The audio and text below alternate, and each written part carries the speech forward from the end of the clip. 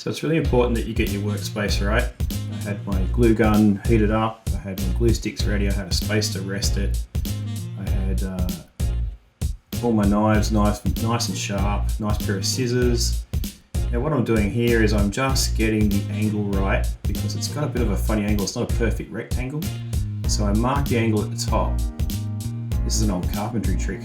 And then what I did was I measured the space with just a simple piece of cardboard, and then I marked that space on the cardboard and I moved everything up the equivalent height of that space so that I've slowed the footage down here I think, just to show you how I did it.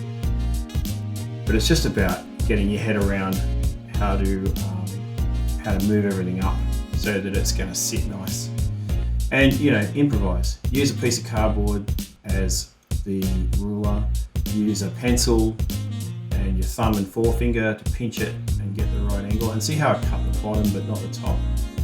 So cut, you just got to think about how you're going to go about things. First rule of carpentry, measure twice, cut once.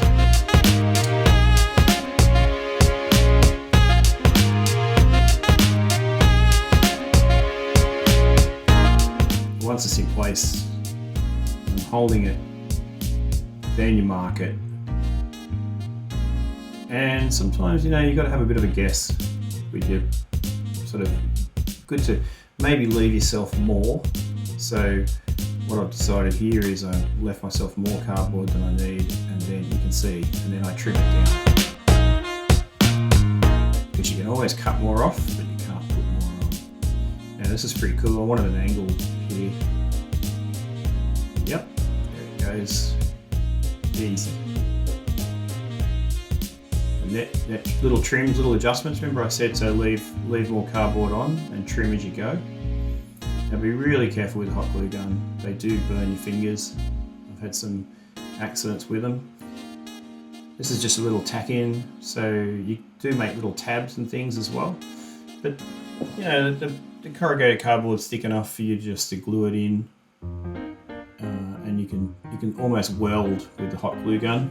Just try and be as neat as you can, and get not have sort of big lumpy welds from the glue gun. Here I am making little tabs now and inserting them in. I did get hot glue on my fingers at this point, it didn't quite hurt. Now masking tape tabs are really handy. I just stick them on the front of my desk and just have them ready to go. I probably should have done this earlier.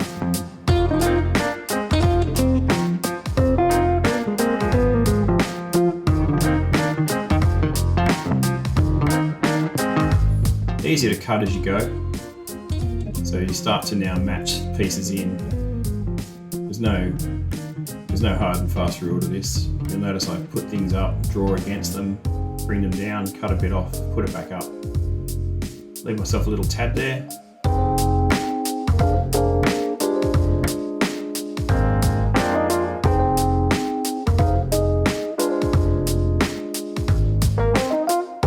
More welding.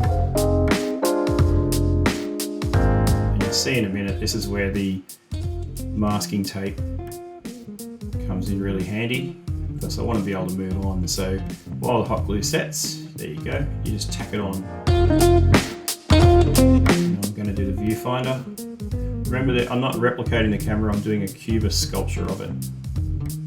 So I'm interpreting the idea of the camera, and I'm trying to be as faithful as I can to my sketch. However, things will change, and that's the sort of wonderful evolving nature of an artwork. So you have this sketch that you've made, and then, just quickly, actually you've had a sketch you made, and you make a sculpture which is slightly different to the sketch. Just quickly improvising, finding what you can. I needed to bend the cardboard there, so I used my empty drink glass, cup, mug, whatever you want to call it. And this is a matter of where you'll just simply weld it on. Just keep referring back to your sketch. Keep going back to it.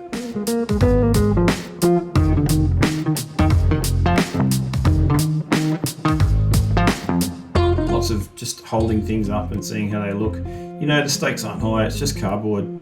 You can always cut yourself another piece. if you get it wrong, cut it again.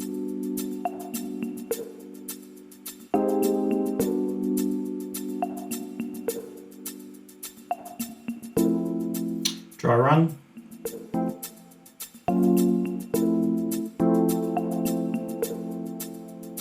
So there's an angle here, right? So my second piece, when I did the sketch, I deliberately made it look a bit skew-iff and a bit distorted, because we're not replicating the camera, we're doing a sculpture about the camera.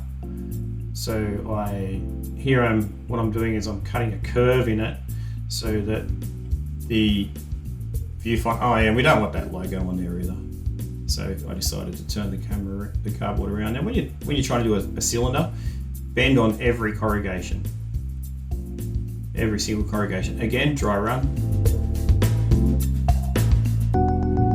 You don't need loads of glue. When you do something like this, so make sure you get your hands right around the inside. I've cut a bit of footage out here, so because I wanted to speed forward.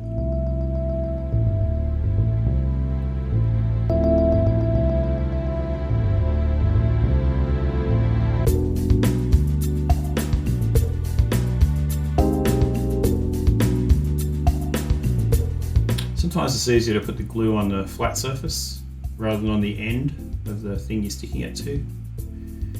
But as I went on, I decided that the edge of the corrugated cardboard has an aesthetic all of its own. I quite like the looking side on or end on to the corrugated cardboard. It's good to have things out ready. So you don't want to have your hands full of sculpture and hot glue gun and then suddenly you've run out of glue sticks. So get things out ready as you go. Now scissors, super sharp scissors. Not everything's about knives. I've got this really great super sharp little pair of scissors that make life much easier.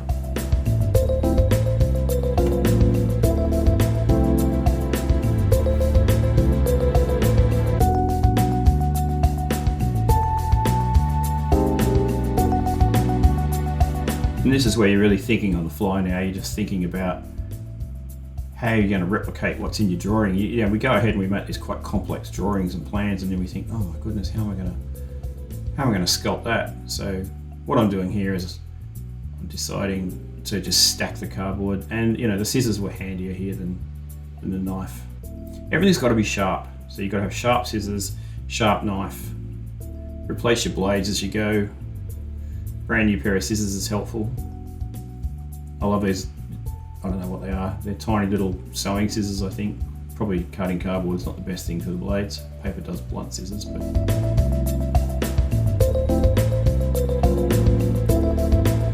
Alright, and we're getting close to it, I think. Keep referring back to your drawing. Keep checking it out. Keep constantly checking. I decided that, because that was the ring I cut out from the other ring that you can now see stuck to the sculpture, so it was too big. So I decided to make a smaller one, trim it up with scissors. What I'm doing now is I'm trimming all the angular corners off it, so it wasn't very circular. I mean, I'm not doing a perfect circle, but you want to take the angles off it. And the scissors make that easier.